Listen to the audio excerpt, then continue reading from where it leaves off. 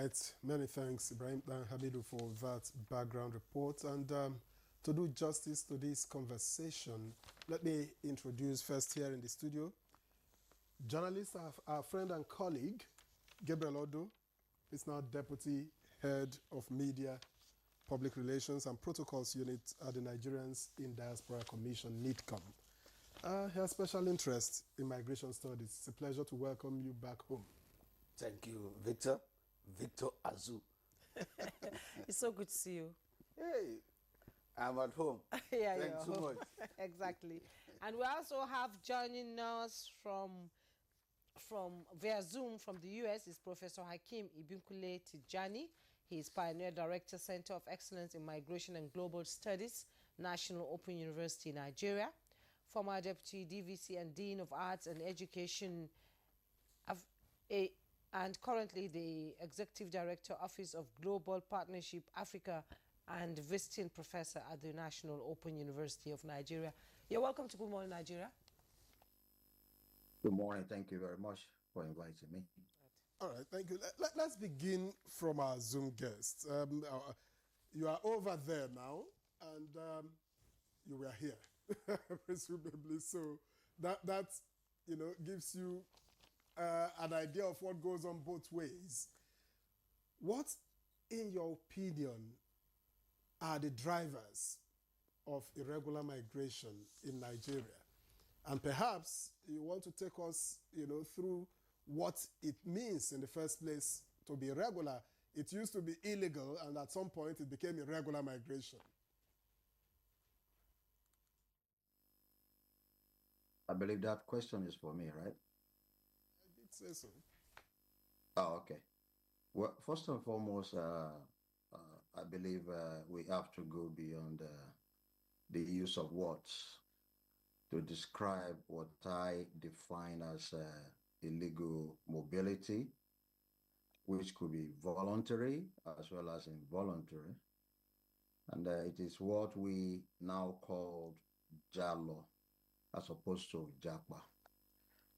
To some extent, it is an aberration to human rights law, as well as the Nigerian Immigration Act of 1963 to come back home.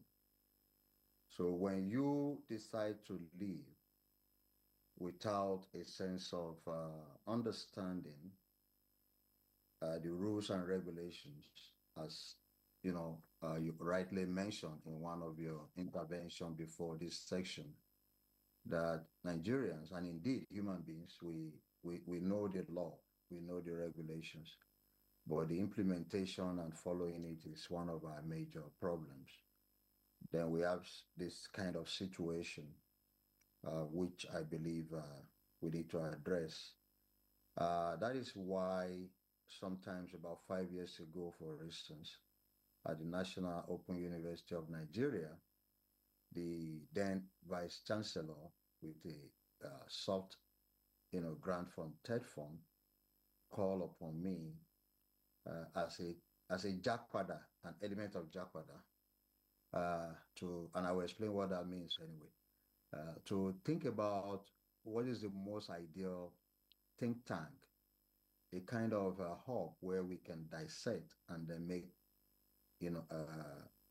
policy recommendation to government. And as such, we came up with the Center of Excellence in Migration and Global Studies, the first in Nigeria, to be specific, the first. And we've done tremendously well. And of course, when we talk about that vision 5 years ago, the current Vice Chancellor, Professor Femi Peters, continued with the vision. And then my successor, Professor Gloria Neto, also continued with the mission, leading to the first international conference a week ago on campus in Abuja, Abuja. So what I'm trying to say is that there is a misplace of the resourcefulness, the resiliency, and the will to succeed by something like table. I need something like table. Whereby, instead of pulling such resiliency, instead of pulling that resourcefulness into better use, they decided to japa. They decided to mobilize, migrate without a sense that has become uncommon in the Nigerian parlance. So indeed, I'm on. I'm on. as much as it is global, it is something that is affecting the Nigerian nation because notwithstanding the varieties of means of getting to the other side, all in the hope of a better life, the so-called better life, notwithstanding the causes, all in the hope of poverty, being power, I believe there is a need for us to continue the advocacy, to educate informally, okay, support the agencies of the federal government and the state government, and to also make sure that the synergy between agencies in our border, really, and the airport is strengthened. So I think that would be my first response to your question, and then we can take up, more questions as we dialogue on this important issue. Thank you so much, Professor Tijani, for your opening comment on this issue of irregular migration. Let's return here to the studio where Grebo Odu, Deputy Head of Media and Public Relations Protocols Unit, NITCOM, Nigerian Diaspora Commission. Let's get his experience. They've been active, on this irregular immigration, especially on the routes where Nigerians leave this country on dangerous routes to Europe and North Africa. You're welcome to Good Morning Nigeria. Again, I have to thank you for coming. You've been on the field. You've seen how it happens. And we know that migration has always been part of human existence. People, the whole of this world migrated from a certain point to where we are presently right now. And irregular migration, presents complex issues and that impact individuals and indeed the society. So what are the key concerns? You've been with NITCOM. Let's have the key concerns on irregular immigration from Nigeria to other countries. Thank you very much. Thank you, Nigerians. And thank you, NTA, for the opportunity to be here. I'm feeling very comfortable here, having you. Sometimes when you are the other side, always turning out questions and all that. But when you are from this side, it's always a pleasure. Yeah. Very seriously, let's start with the basics. Before we get to what is called irregular, there is regular. And before there is regular and irregular, there is migration. So migration in itself is as old as man. The holy books, the Quran, the Bible, has replete narratives of migration. For the Bible, the Abrahamic movement with his brother, Lot, moved from his homeland to where God showed him. It didn't stop there. I gave you another example. Joseph moved from there to Egypt. The Joseph scenario could be seen as forced migration or irregular. Then coming to migration itself, it is a movement of a person or group of persons from one location to another, internally or externally, beyond the sovereign boundaries of one country to another, either by temporary basis or permanent basis, with the sole purpose of economic purposes, which is called labor migration. Now, irregular. By irregular, we have to take into cognizance basis factors. We call them push and pull factors, right? Push and pull factors. You ask the professor. Professor is an example of a regular migrant. And I want to make this decision. A migrant and a diaspora. A migrant, a diasporan is a migrant, but not all migrants are diasporas. You get it? So PROF is a product of migration. Regular migration. Regular migration. And a diaspora. And a diaspora. Why is a diaspora? Because he has umbilical relationship with his homeland. Filial relationship with his homeland. Is there, is thinking about his country. Contributing. What is doing, what he just did now is in the university. What is it doing? We have what is called brain drain, brain gain, and brain circulation. So what he's doing now is brain circulation. He established a center of diaspora studies in Now University, and now he's over there. What is he exporting? Exporting knowledge. So that is called brain circulation. You don't need to come back. You need to be there and circulate information and knowledge. Now, irregular migration has drivers. We have seen, I've practically seen how the Mediterranean is a major pathway for irregular migration. If you have statistics, IOM will tell you for the past 5 years, they have repatriated over 2 million Nigerians from Libya alone. There's hardly a month that passes without repatriating Nigerians. And what are they? They are irregular migrants. Moving forward, like the professor said, one major driver is poverty. It's a push factor. Environmental issues. It could be natural or man-made. We also have what is called chain migration. Also, political issues, social upheavals. These are push factors. Man in its nature is intrinsic to move, be on the move, for, like you say, for greener pastures. But how do we do it? If you cross a sovereign boundary of a country to another country without going regularly, proper documentation, and find yourself in another country, you are moved there irregularly. Like I used to say on my show, if you must travel, travel legitimately. Indeed.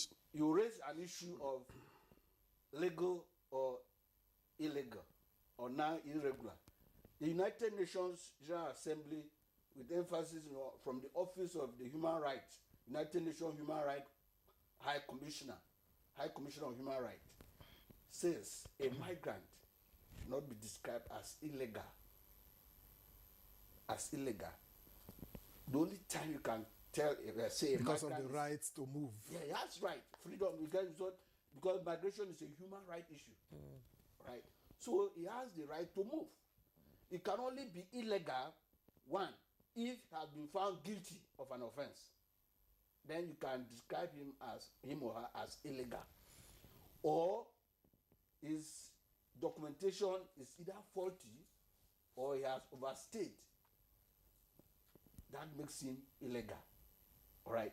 But outside that, he is an irregular migrant. All right. Thank you very much, Gabriel Odu, for your initial response. I understand that our Lagos guest is ready, so let me quickly introduce Jake Epele, who is founder and CEO of TAF Africa. It's a pleasure to welcome you to Good Morning Nigeria, even though from an unusual place.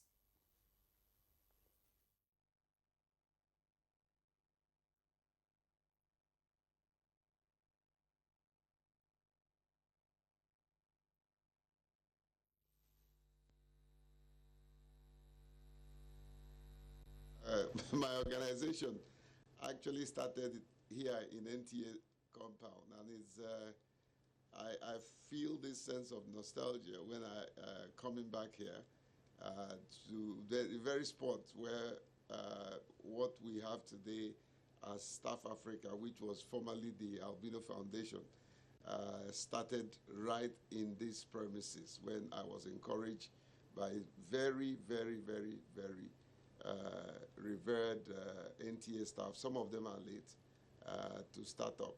And here I am again. And good morning, Nigerians. It's time to talk migration. Now, let me get you into the conversation straight up.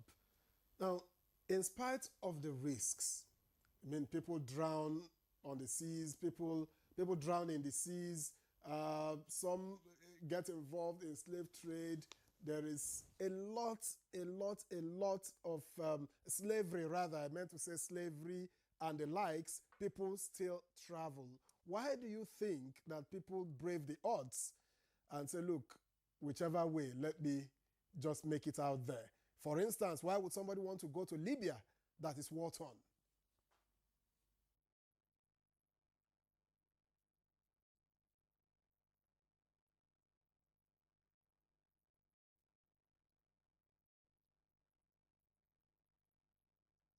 That's a brilliant question. It's important to underpin and try to underscore factors that necessitate irregular migration.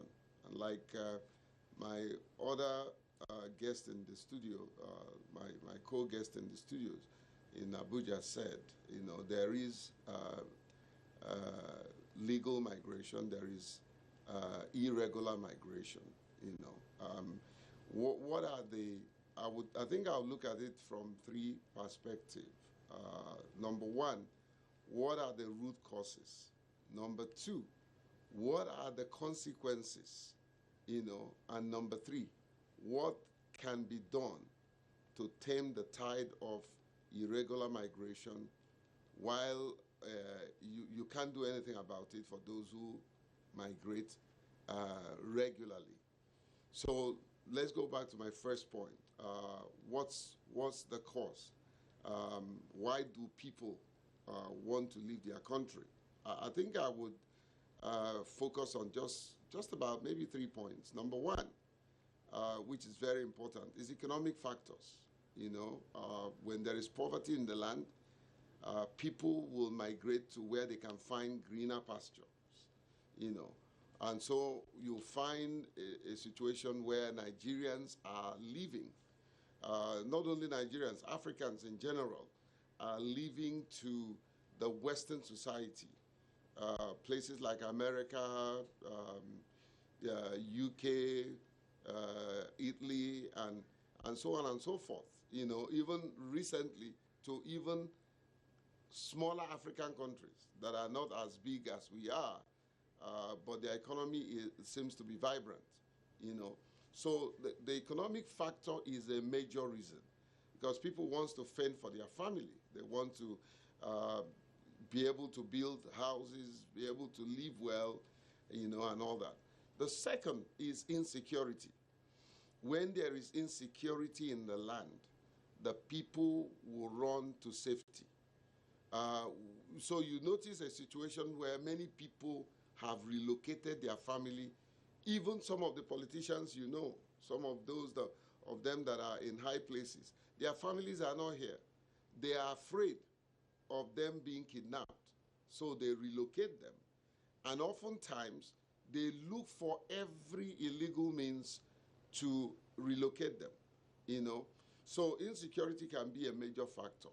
Now, there is one very salient factor that have been most ignored, and we need to also hold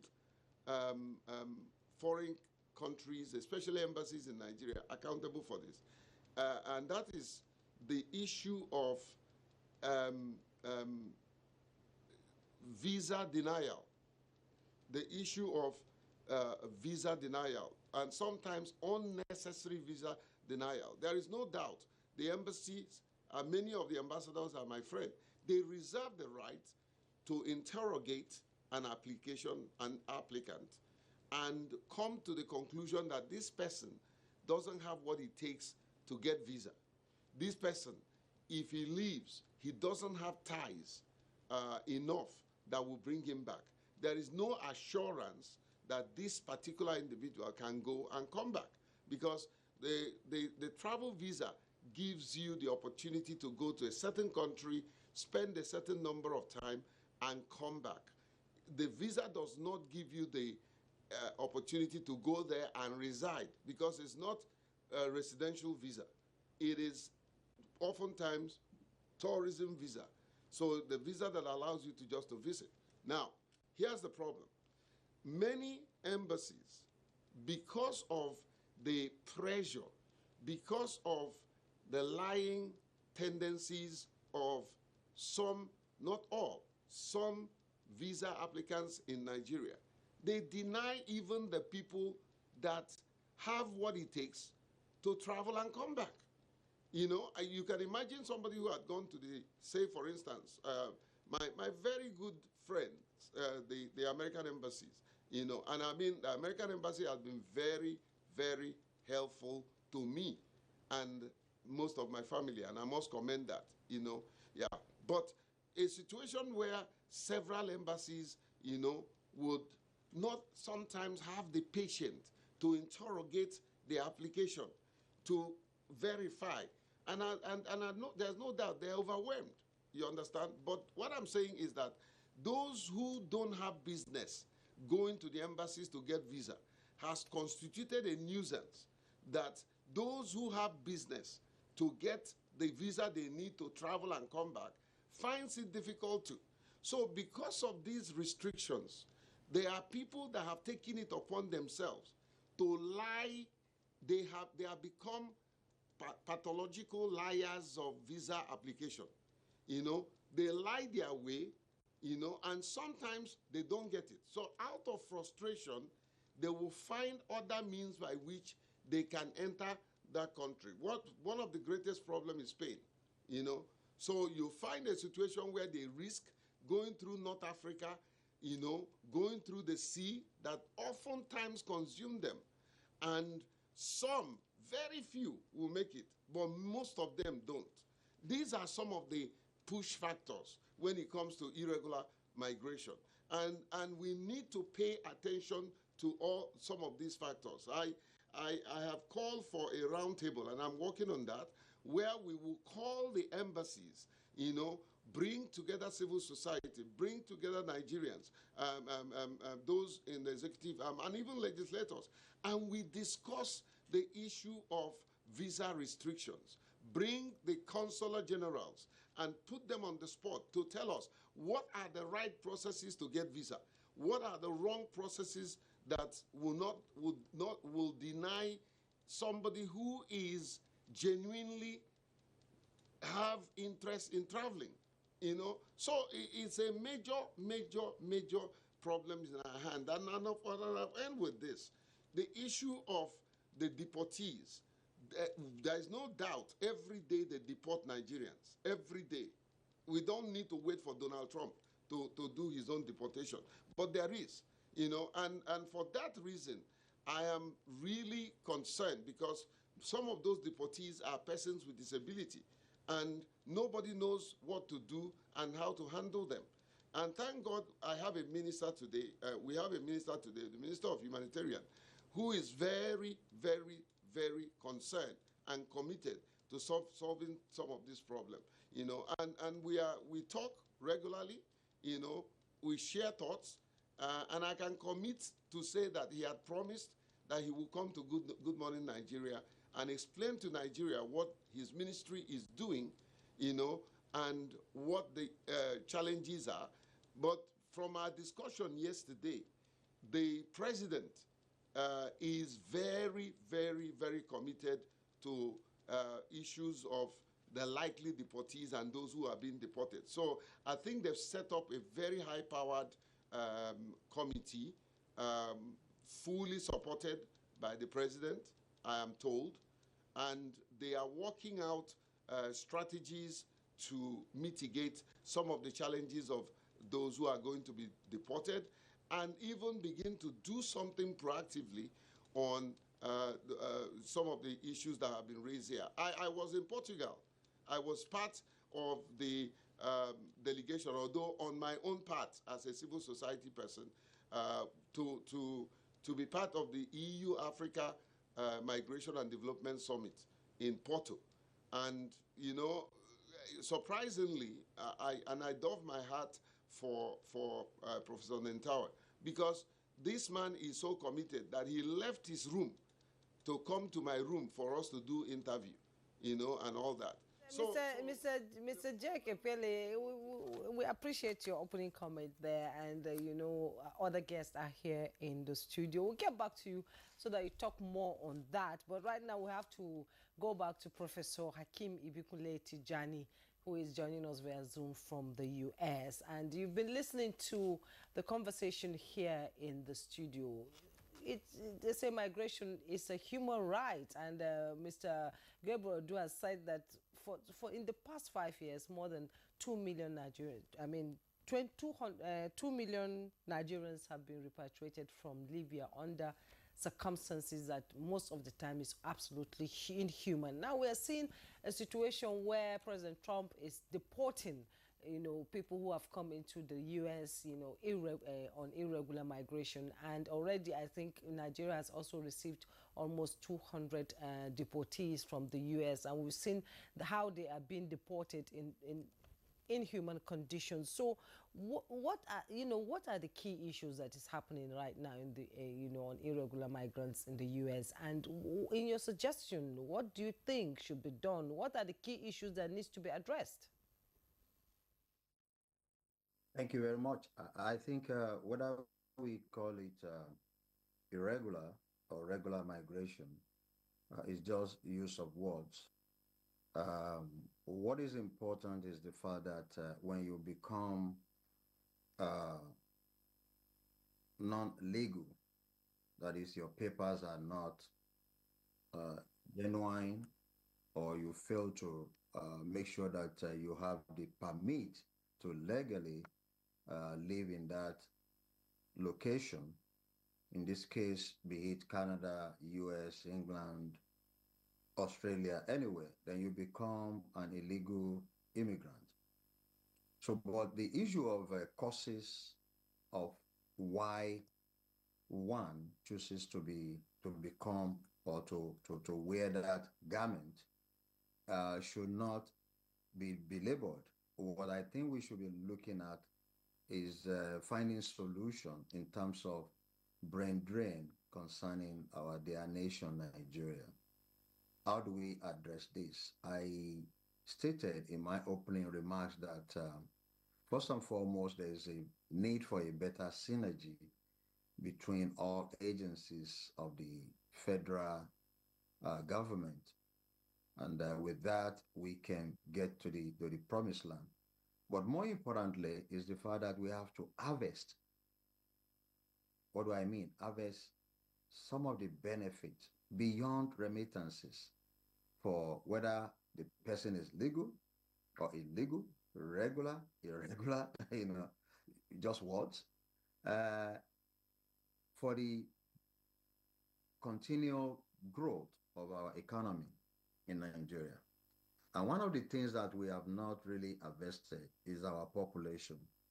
You see, this youth, this group of people that are majorly youth that decided to take the risk, they are resilient, they are resourceful. Perhaps in formal education, perhaps with the renewed hope agenda, perhaps with the skills development that is ongoing, perhaps the idea of retraining, and retooling the skills could be better, you know, put to use. The other thing is the fact that the population of Nigeria could be used to harvest more alternative revenue, be it pound sterling, dollars, and what have you. Up till the present moment, when you call customer service, let's say for instance, T-Mobile, and you call customer service, you have an issue. Don't be shocked when you hear on the other side the voice of an Asian that is not located in the United States, but somewhere in India.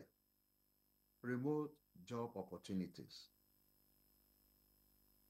Honest, coordinated by the government, whereby the population are making, foreign currencies.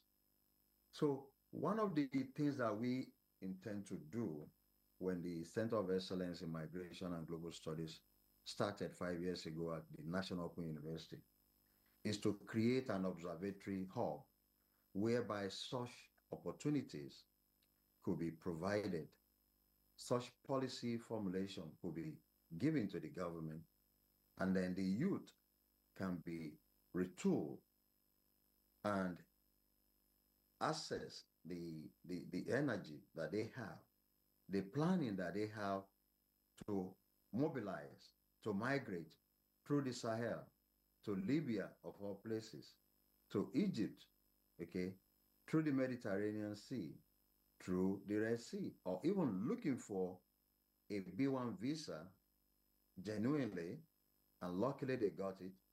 And then the reality set in when they made it to the new homeland, whereby dollars, pound sterling, whatever the currency is not picked on the street. So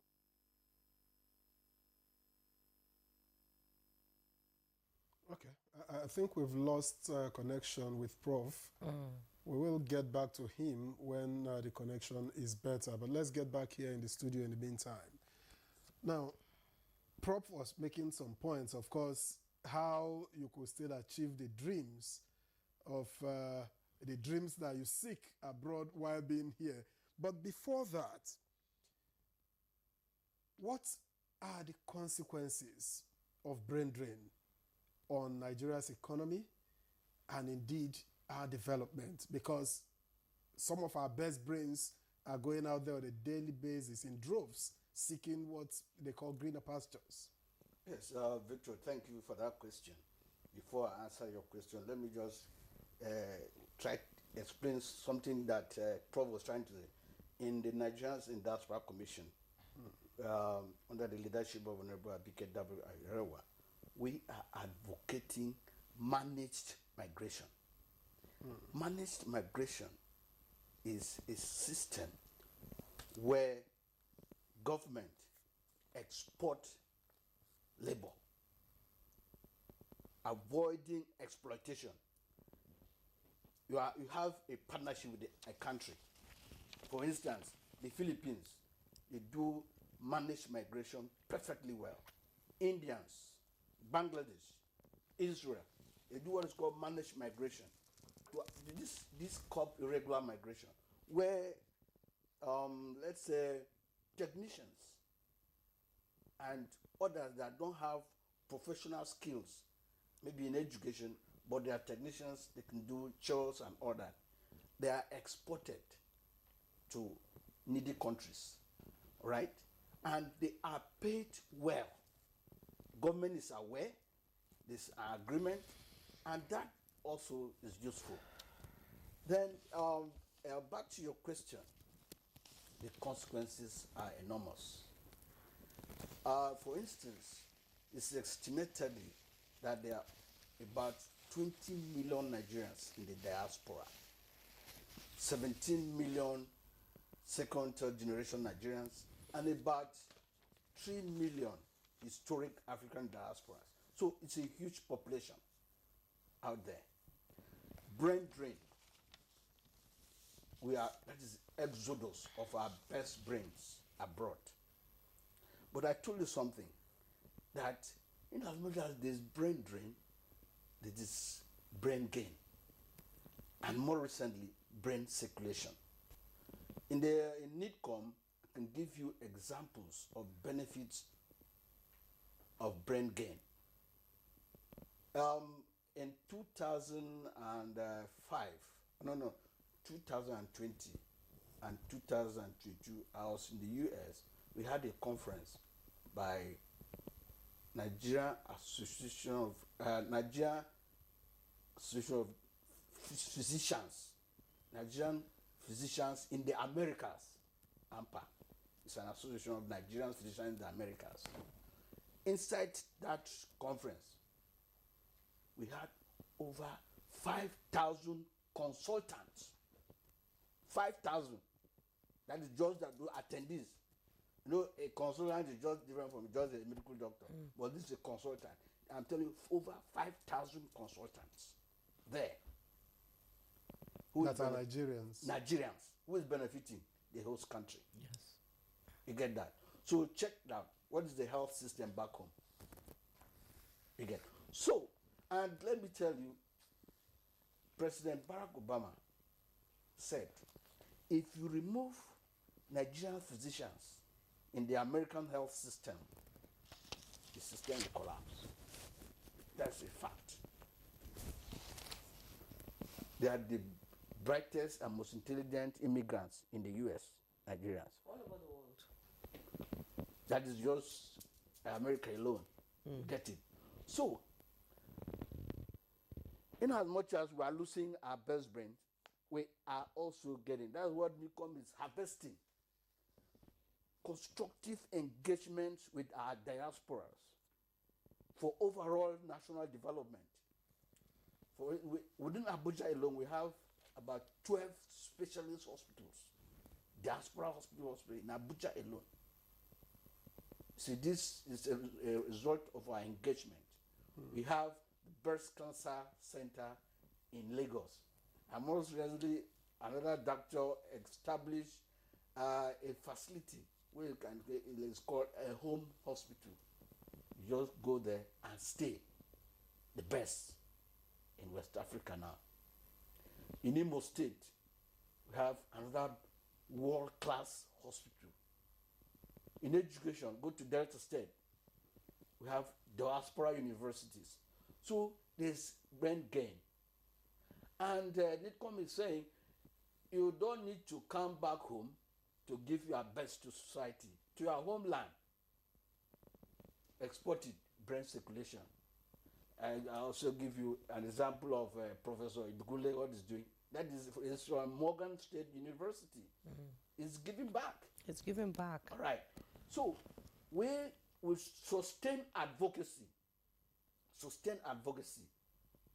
will help mitigate irregular migration.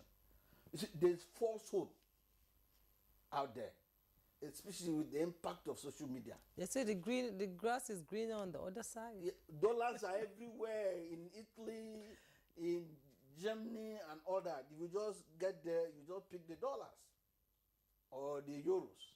It's not true. I tell you an experience.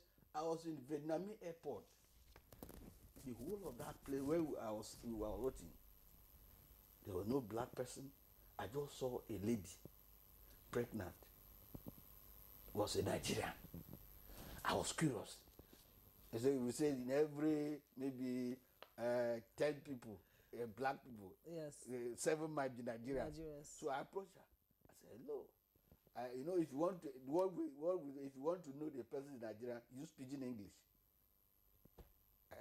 I use pidgin. I said, how you dey? She responded. We burst out. I was, where are you going? In this whole place, you are here alone, and you're pregnant. Where are you going? She said she's going for business. Wow. You see, so it goes to buttress what Jake Epele said. You see, that lady would not come back. But Jacob Pele also raised another issue on the issue of visa issuance by embassies. That that is sort of a key concern, because sometimes people who are legitimately looking for visa to go are not given the visa. So at the end of the day, they follow the irregular routes. That is why, yes, so he what has is a point. NITCOM? Yeah, what's but NITCOM? yes, but that consular matters are very sensitive. Yes. An embassy deserves the right to give you a visa. He not. said that, yes. It deserves it. He must have found something there. He must have found something. They do thorough checks, good profiling. They must have seen something that does not warrant giving you a visa. Maybe late application, or in the process, wrong documentation could occur. All right. But not foreclosing that there could be underhand business by some scrupulous elements. We call them visa racketeers. All right. But majorly, an embassy will not deny you a visa if you have genuine motives. If you have a conference to attend, you know, especially in Europe, Schengen visa, it takes at least 3 months for you to access. And given our nature with late starters, we always do Fire brigade approach, yes. Fire brigade approach. You will not follow the process and you want it done. It's not done that way. We must follow global best practices. So what are the collaborative approach with other countries, Nigeria and other countries, when it comes to irregular migration? We know there are policies existing already, you know, on that. So what are the collaboration between NITCOM and other countries when it comes to irregular migration? I've seen you've gone all the way out to even go to prisons abroad to bring out Nigerians, you know, pay the fine and bring back Nigerians home. You fought for Nigerians abroad. So what is the collaborative efforts like? We engage missions diasporically, right? I'll give you an instance. 2 young men, they went, 2 young men, Chinedu and his brother, went to play football. They left, they are university students. They went to play football in Bosnia-Herzegovina, and they deflected. And they were found in Bosnia camp. And you cannot cross the camp to the other country, Herzegovina. So the call was put to us. The chairman, Nigerian Diaspora Commission, being a resilient, reactionary leader, responded, call our missions, and we have smart missions there. When we are beginning to say smart missions, they are not full-fledged embassies, all right? For example, if you are in Turkey, we don't have embassy in Cyprus or Northern Cyprus. We have a mission in Southern Cyprus. So you have an issue there, we refer you to the Turkish Nigerian embassy in Turkey. You see the problem. So these guys, were brought back with the intervention, NITCOM intervention. And they visited our office, we questioned them, and all right. Another case, we have a case of Zainab Aliu, who was from Kano. Yeah, who was on death row Yes. in Saudi Arabia. We intervened, alleged drug trafficking. He was set free with Ibrahim. Then we have another guy within Africa in Kenya, Adam Smith, was also there. These are. But these weren't irregular migrants. Yes. Yeah, yes, and so it's irregular migrants. And also, even if you went there regularly, but what of your documentation? If it expires. Expired, and you are not renewed. That is why at that point, you are an illegal migrant. At that point, that means you are residing there illegally. All right. So what we do, we engage in regular advocacy. Nigerians, if you must travel legitimately. All right. Thank you, Gabriel Odo. Let me head back to Lagos, where J.K. Pele is. And I'm trying to find out from you if you think that the government is doing enough to manage the irregular migrants, the conditions that bring about irregular migration, and how this can be better done to ensure that people don't brave all the odds to get out of the country.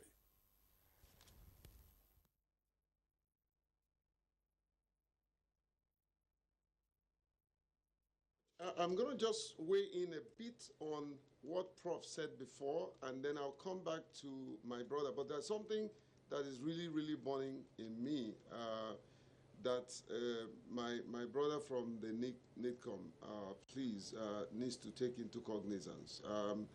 It is good to talk about personal stories of individuals, but please sometimes don't mention names so that it doesn't really backfire on those individuals, Thank God for, and I applaud the work that my dear sister in NITCOM is doing. We were together in Portugal, but we need to also be very circumspect about the human rights of people, no matter how much we intervene on their behalf.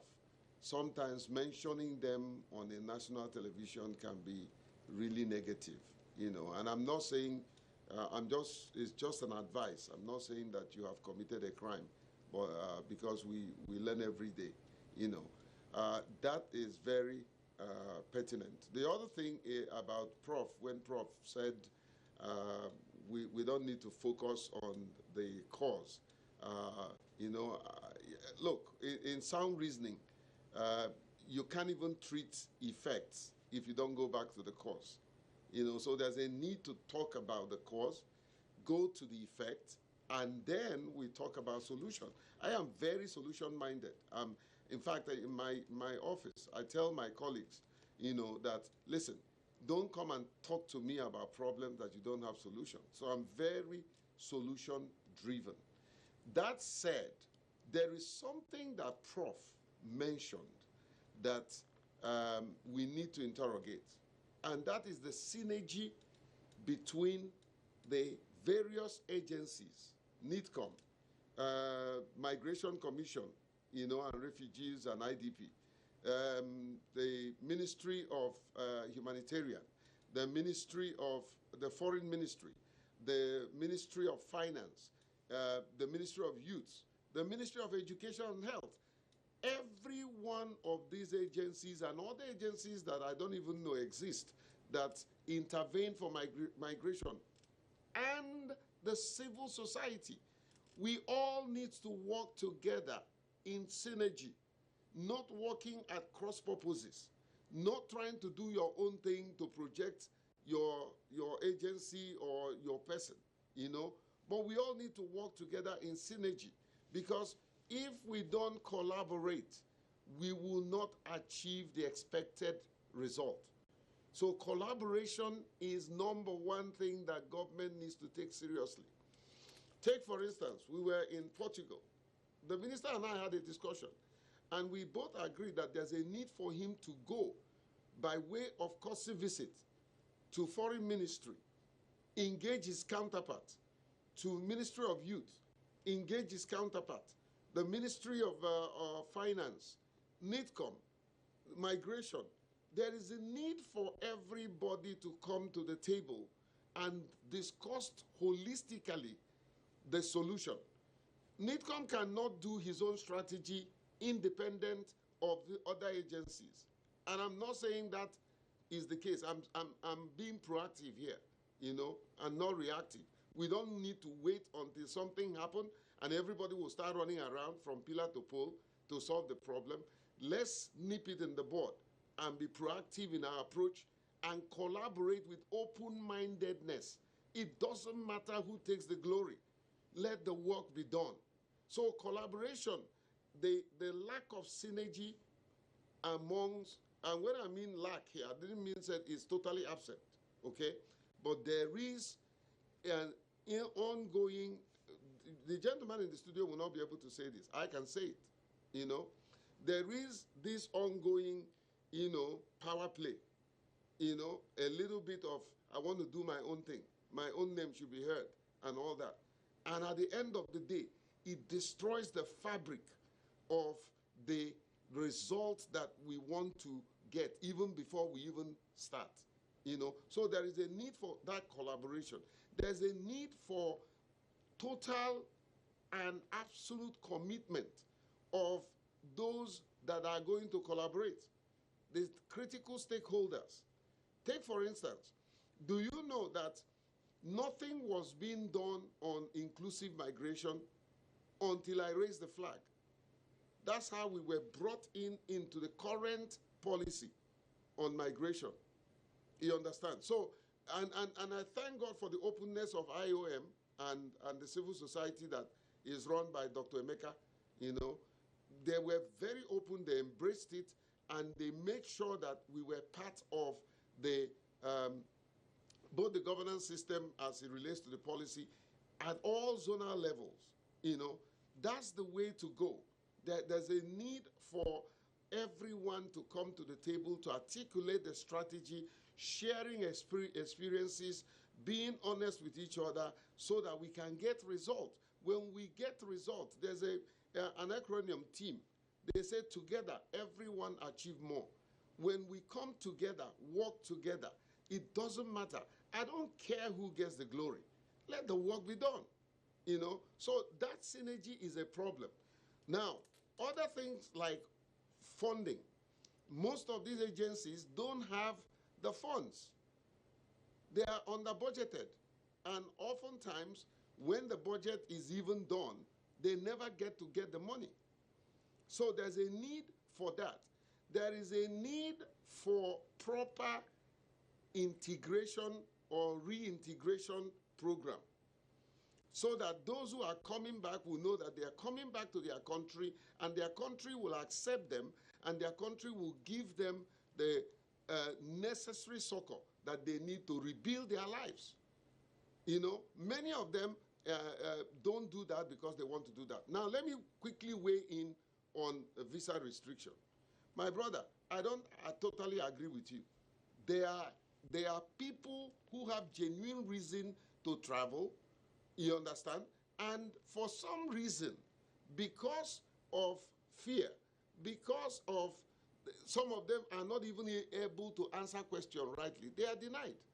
It's not like those people, including government officials. I mean, there's a case in point with Canada, you understand?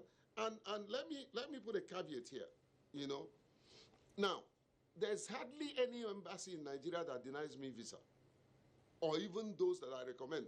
Please, that does not make me a visa agent. I don't do it. Don't even try to call me, because I'm not going to do it. Pele, you've raised a lot of pertinent issues here that I believe Mr. Gabriel will respond to, but we need to take a break now. When we return, the conversation continues on irregular migration. Don't go away. All right, many thanks for staying with us. This is still Good Morning Nigeria on the network service of the NTA, and we've been discussing irregular migration. Now, let me get back to Professor Tijani. Prof, I hope the connection to you is stable now. I would just like to find out from you. Jeke Pele earlier mentioned the need for government and agencies of government, to collaborate a bit more to make the most of migration. But we are still talking irregular. We've talked about why people, go on those journeys. But how do we, reap the benefits of a lot of people being out of the country? Even if they are irregular, how do we get them to regularize and make the most of it?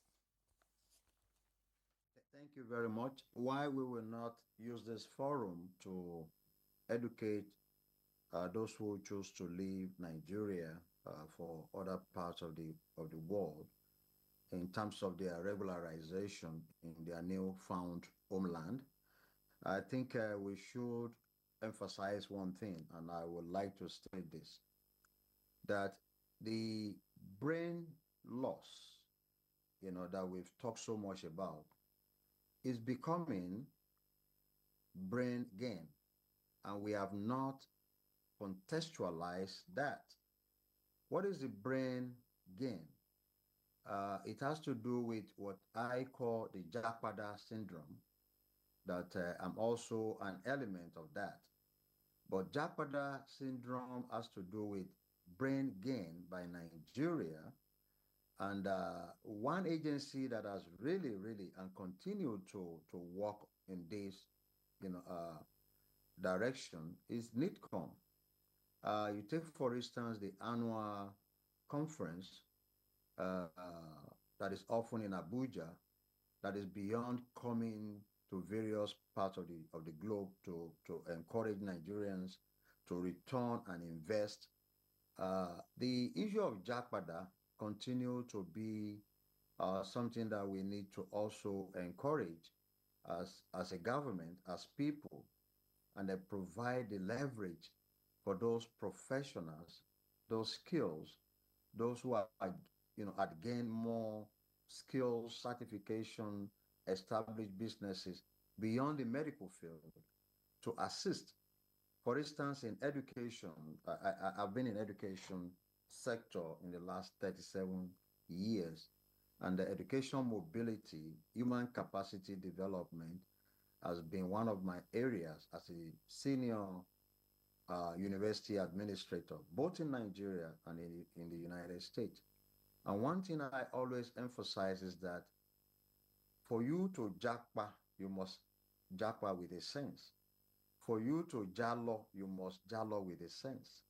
If you have no sense or no better understanding or utilization of the rules of engagement, then you will become miserable and not useful to self as much as you will be so useless in your new homeland. So you are not adding value. But to add value, you must understand the rules of the game, regularize yourself, and then think about harvesting those agencies, those platforms created by your government. There are, if you look into this current government and then you identify key players, you will notice that most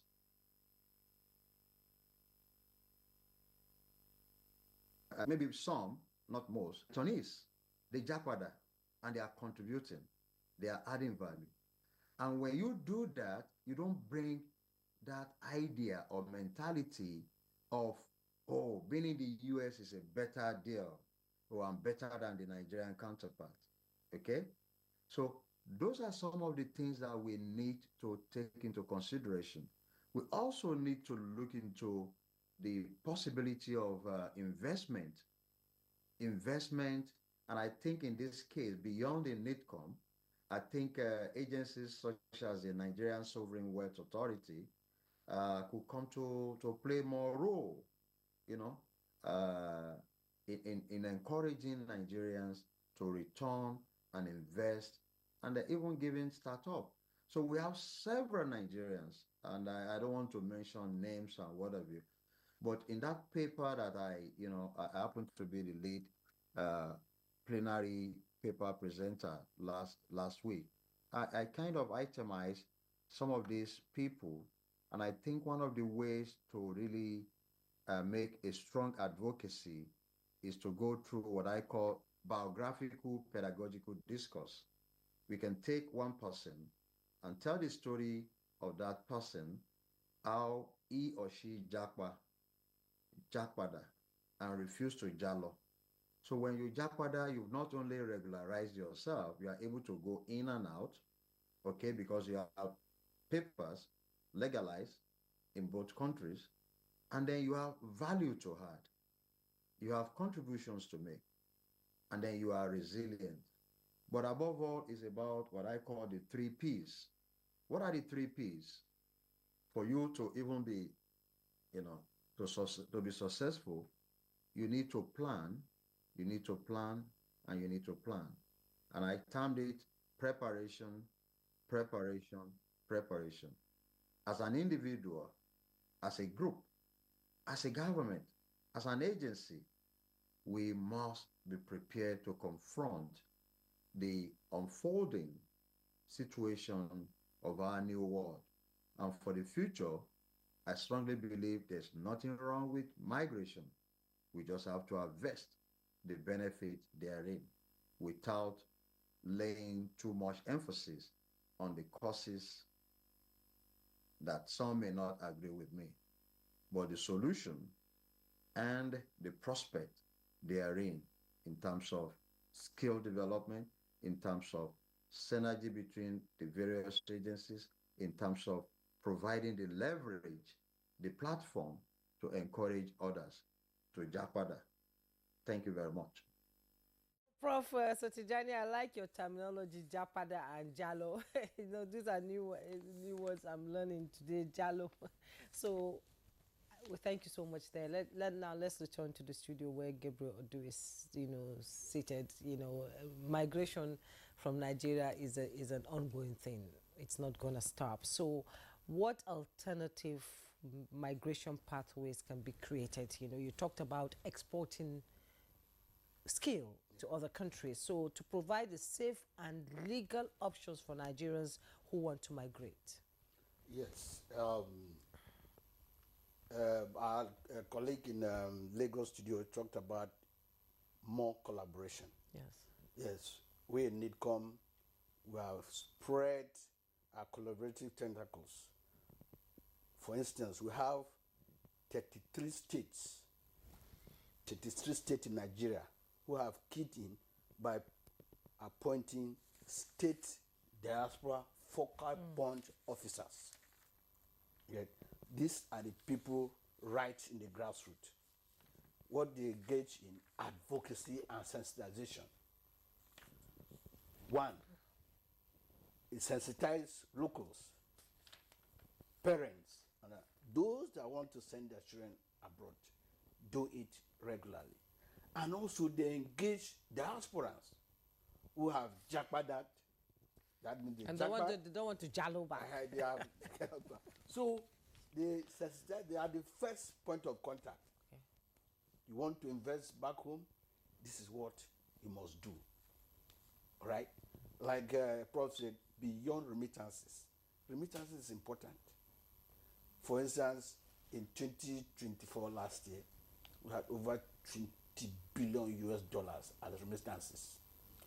But remittances is just taking care of needs, medicals, school fees, and all that. But what of investment?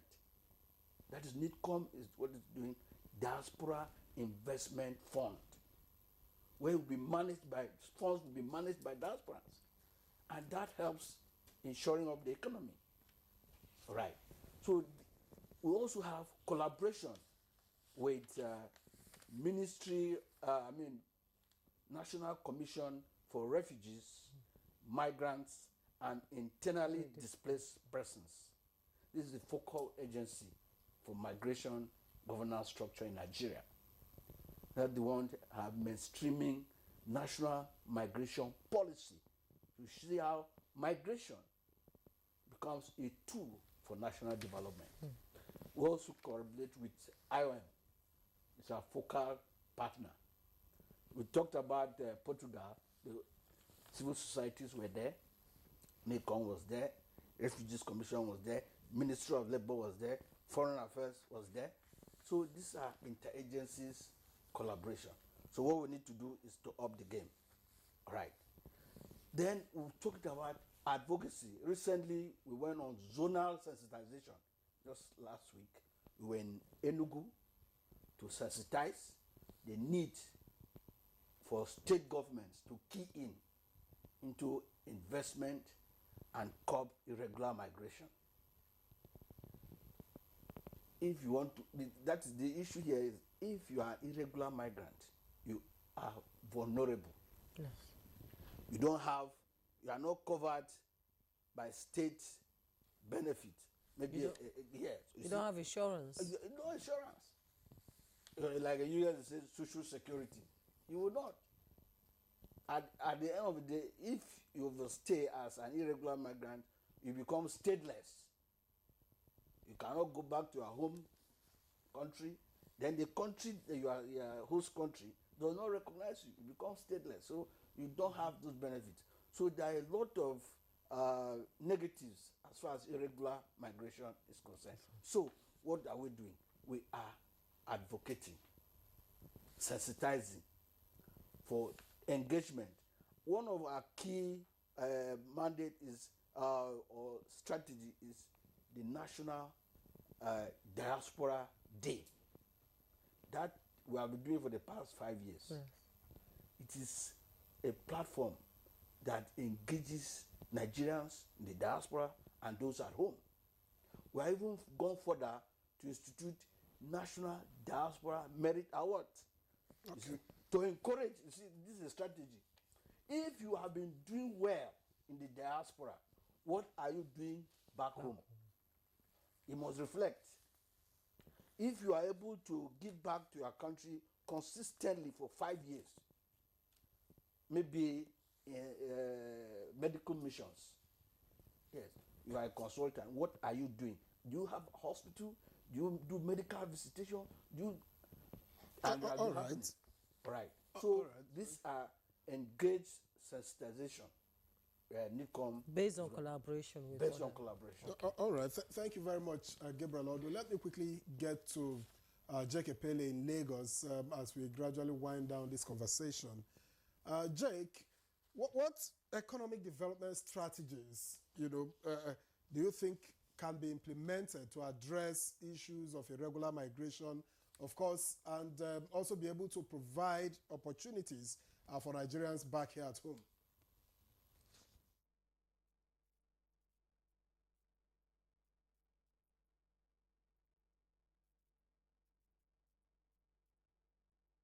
Very interesting question. I'm going to just make a quick comment, and if I'm not answering this question, because it's very important we answer this, please draw my attention to it. I think we need to be very circumspect and very wise in sometimes postulating. I believe wholeheartedly that there are gains in people leaving their countries to another countries, But let's do a comparative analysis of the gains versus loss, for a group of Nigerians. In fact, I was doing some research last night. There are over 500,000 professionals who are Nigerians in the United States. Over 500,000 core professionals. In fact, there's a study that says that there are more Nigerians who are educated with masters and PhD than even some Americans. And I've not totally verified that, but I'm just giving you an idea. So it's important to underscore the fact that these 500,000 Nigerians that have relocated, which is their right, without missing word. But it is a disservice in terms of nation building and development of our nation. It's a disservice. Yes, they have gone there, especially with the new phrase that Prof brought, Jalo. I'm not Yoruba, I don't know what it means. But however... I'm sorry I'm having to interject because we just have about a minute or so to go. So I really want you to address the question that I had posed earlier on what development strategies, can be implemented to address issues of irregular migration, while also creating opportunities for Nigerians at home. In 1 minute, Mr. Ekpele. We are running out of time. While also creating opportunities for Nigerians at home. In 1 minute. A development strategy that cuts across board. 2, very strategic intervention for the most vulnerable. If we have and continue to give impetus to the social investment program of this current administration, if that program is allowed to work, it will demystify this consistent irregular migration. It will. And 3, bring the people that have been left behind for too long, create an enabling environment for them to thrive socially. So when the economy is doing well, the people are not likely to want to go anywhere. So economic development is number 1. Political stability is number 2. Security is number 3. If time will allow me to deal more decisively with some of these points. But these are some of the things that if we pay attention to, Ekpele, your 1 minute is up. We have to go to our guest who has joined us, Professor Tijani, who has joined us from the Zoom. In just 30 seconds, what is your lasting, your advice to Nigerians who are watching this program, listening to this program, who want to japa and not to jalo back? I think they should japada, and I think we should all take leverage of the 6-point education agenda to harvest the benefits therein. There are platform, and I'm just mentioning that 6-point education agenda in the Ministry of Education, which also is not limited to education, but also to all sectors of the Nigerian economy. And I thank you so profusely for having me. It is almost 3 a.m. and I think I'll be able to take a nap before I teach my introduction to African diaspora class in another 3 hours. Thank you very much. Okay, Professor Hakeem Ibikunle Tijani, he's the Pioneer Director Center for Excellence in Migration and Global Studies, National Open University here in Nigeria, and former Deputy DVC and Dean of Arts and Education, and currently the Executive Director, Office of Global Partnership Africa, and visiting professor at the National Open University of Nigeria. Thank you so much for your contribution to the conversation. We really appreciate you and your time that you've given us. 3 a.m., please go get a nap now. And Mr. Jake Epele, founder and CEO of TAF Africa, as always, we appreciate you for your insights into the topic. I'm Mr. Gabriel Odu, Deputy Head of Media, Public Relations and Protocols Unit, Nigerians in Diaspora Commission, NITCOM. Thank you so much. And with special interest in migration studies, we thank you so much for coming. Thanks much for the opportunity. As part of the family, it's been a pleasure. Yes. And that's how it's been on Good Morning Nigeria today. Thank you so much for your time. I am Jumai Yesaf. And I'm Victor Azu. We'll see you again tomorrow. Enjoy the rest of your day.